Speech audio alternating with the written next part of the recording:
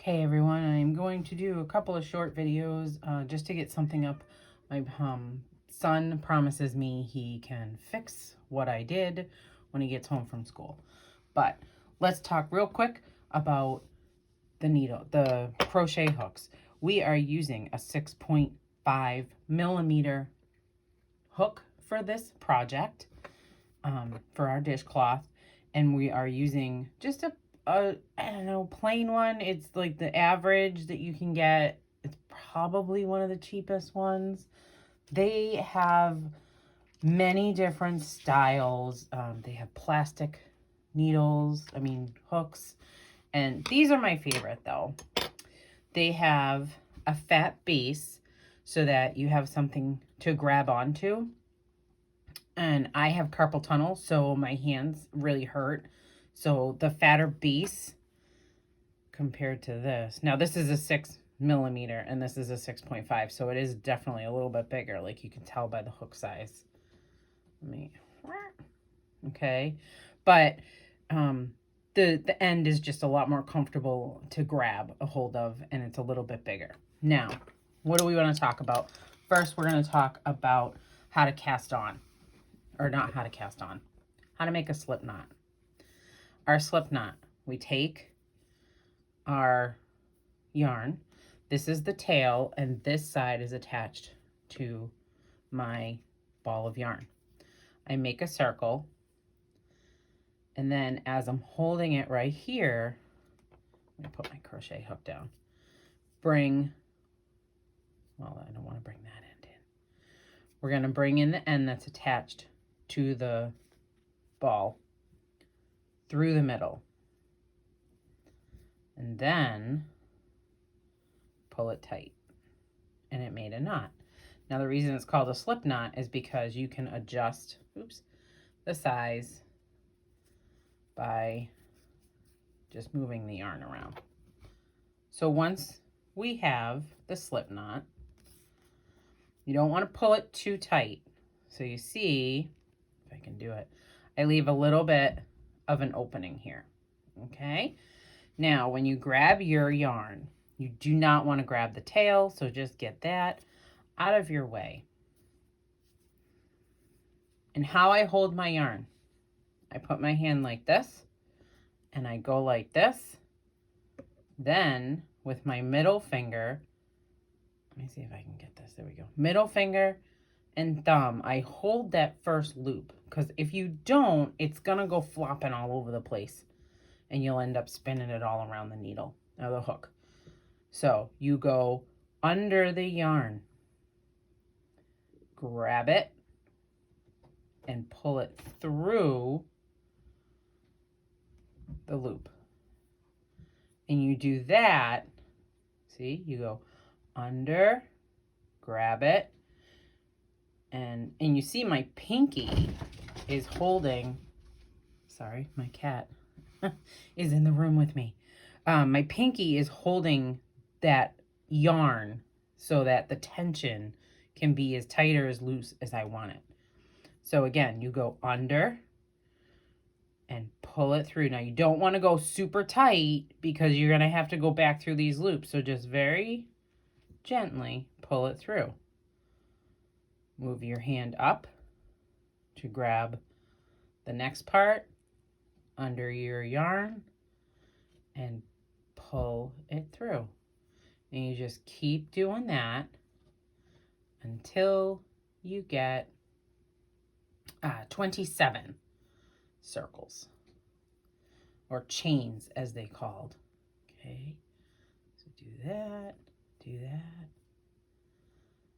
and let's see. So that is 1, 2, 3, 4, 5, 6, 7, 8, 9, 10, 11, 12. And you see how I keep positioning my fingers higher up on here, on our previously worked chains. 1, 2, 3, 4, 5, 6, 7, 8, 9, 10, 11, 12,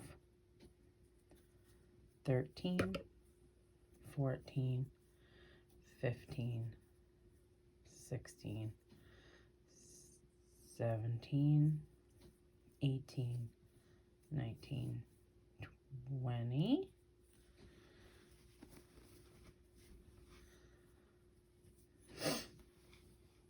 21, 22, 23, 24, 25, 26, 27.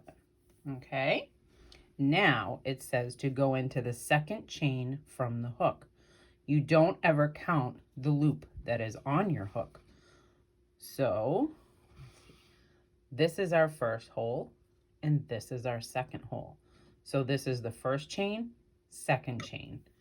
To go into it, you just put your hook into it and you're going to do it. This is a single crochet. Put your hook into the hole, go grab your yarn, pull it through that first loop. Now you have 2 loops on there. Go over and pull through both.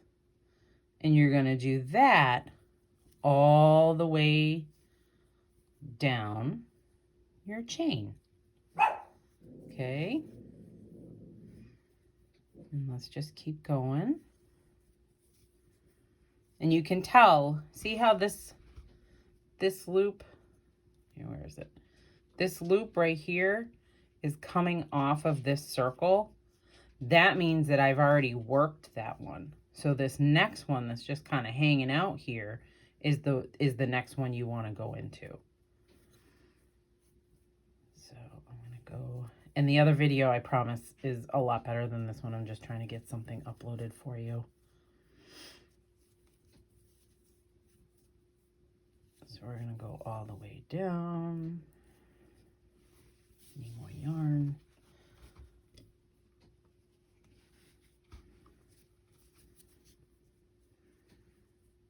Keep going.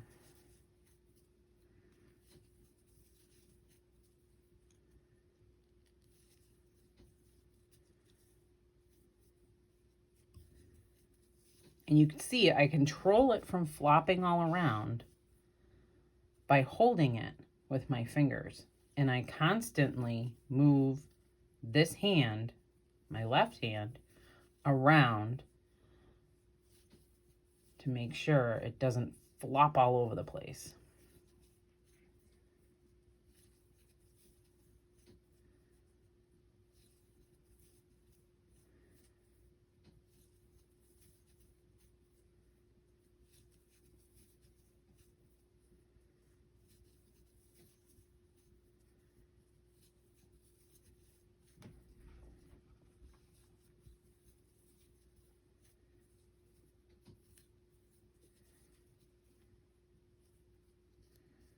Okay, so here's our last one. Now, if you count them, because you can count as you go, that's fine. We did 27 on the chain. Then we skipped one over here, remember, because we went into the second chain from the hook. So there are 26 stitches, we'll call them, okay? And how you can figure that out is, if you look at the top, you see these little teardrops. See, it goes like right there, okay? Those are each one of your stitches. So you never count the one that you're actually got your hook through, okay? So let's go back. We got 1, 2, 3, 4, 5, 6, 7, 8, 9, 10, 11, 12, 13, 14, 15, 16, 18, 19, 20, 21, 22, 23, 24, 25, and 26. Okay? So now we're going to go back and work the other way. So we're turning. So that was row 1. Now they want you to turn your work. So now if you notice, this was on the left side. Now it's going to be on the right side. So again, make sure you don't grab it. Just let it hang loose there. And it tells you to chain 1 and go into the first chain. The first space, which if you go back into this first hole that you see right here, and you try See, I can't even get my thing in there. Get in there. And you try and do your loop, you kind of end up with a hot mess. So we don't want to do that. Okay, so here we are. We've finished. We've turned. We're going to chain 1. And this teardrop, and this is the thing about cotton yarn, it's split, so it's kind of hard. Let me see. So you see how we have this right here, okay? Here is one side of our teardrop. Here is the other side of our teardrop. Now, that's the space you want. Though that's the teardrop you want to go under. This is the space you want to go in, okay? So you go in there, you bring your yarn over and through. Now you have 2 loops. Bring your yarn over again and through both. Okay? Do it again. Here's our next teardrop. Right? Can you see that? There's our next teardrop. So we go under the teardrop in the little space that's there. See how there's a little space right here. We put our hook in, yarn over, go through both. And here's our next teardrop. So we're going to go through there, bring that loop through, go through both. So now we've done 1, 2, 3. Let's keep going all the way down. Remember, you're going to have 26. So that's 4, 5, 6,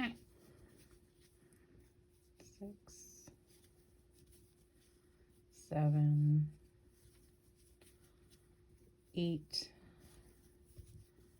9, 10, 11, 12, 13, 14,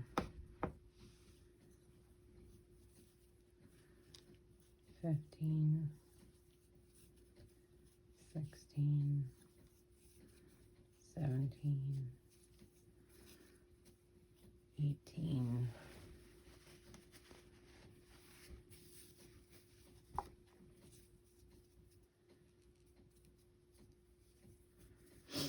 19,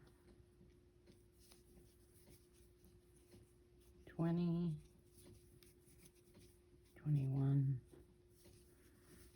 22, 23, 24, 25. And this is why it's really important to make sure you're counting, because when you get to the end, it looks like you're at the end, but I'm not. Remember, I have 26 stitches to do, and that was only 25. If I start from here and keep going, my work is going to have a little jag in it, right? And possibly it can start going smaller and smaller up into a nice little triangle, which isn't we want a square, not a triangle. So let's go into that last one, which is down here. And it's a little finicky, so nails are good. See how you get to that back and there's a lot of junk there? You just make sure you get through the hole. Okay, so just make sure that you have the teardrop on your hook. Go over, through, and now you got row 2 done. And here we go. So we're just going to turn again, and you're going to keep doing that back and forth until you get to the size that you want. Okay, so where am I? Here we go. Here's the end of it. So we're going to say that this is the size I want. I probably would actually make it a little bigger, but whatever, it works for what we're doing. So now you want to fasten off. To fasten off, all you have to do is cut your yarn, but make sure that you have enough space because you have to weave that in, okay? So we're gonna cut our yarn. Now, here's how you fasten off. You pretend that you're gonna go ahead and make another loop. And when you do, you end up bringing the entire piece of yarn through, put your crochet hook down, give it a little tug, and that's done. Okay, now, needles. I gave you guys a really small one. It's even smaller than this, I think. Let's see, how's that? Is that better? These eyelets come in all different sizes, and you see this one's really big, and then they also have plastic, different size plastics. These I like the best. They have a little curve to them. They're tapestry needles if you're looking for them online or in the store. And I do have some of these on order, so if you want a bigger needle, come down. I'm hoping that the eyelet is the same size as this one, but I think it's definitely going to be easier. So how I do this, I go over the side because the side of it is actually going to be where it's going to be the thinnest. And then just feed that through. Okay. Then all you want to do is go in and out. And see, this needle is actually a little too big for this yarn, but that's okay. We're practicing. Go in and out, and I split the yarn. See how this one has the whole thing right there? I'm going to split that. I'm going to put it right through the middle of the yarn, if I can get it there. And then we're going to split this one and just pull it through. Now we're going to go back in the opposite direction and do the same exact thing. Start splitting those stitches all the way back up. That one didn't really split. Okay. And now we're going to go back one more time. And you can see it's blending in, so you don't even really see that you're going back and forth right here. There's a little bit more weight to it than, say, the rest of it, but it's okay.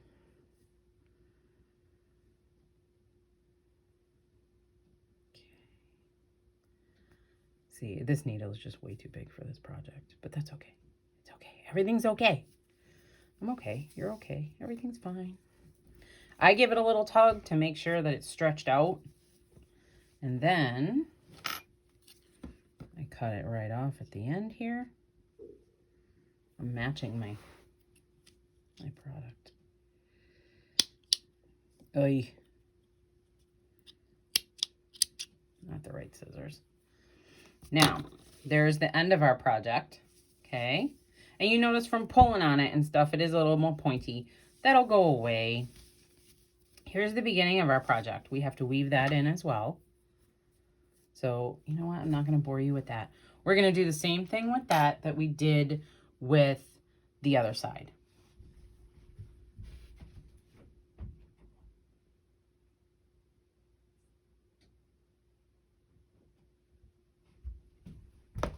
All right, sorry, I wasn't prepared. I'm trying to do this all in one shot. So here's another crocheted one that I did. It's been through the wash a few times. So it's all kind of crazy, but that's okay. And you'll notice that this one has nice pretty edges all around. I put a border on it. This one's a hot mess. On this side, you're going to have two sides that look like this, and then two sides that are nice and pretty. To get around that, if you really care, you put a border on. We will go over that another day. If you get bored and want to move forward on that, then go ahead and look it up on YouTube, how to put a border. Single crochet border. Okay, so here's just another type. And yep, they're a little misshapen, but whatever, doesn't matter. So that's all I'm going to show you right now. I promise you my son's going to get that other video up, and it's a lot more detailed. But Have a great day. Have a wonderful weekend, and I will see you on Monday. Bye.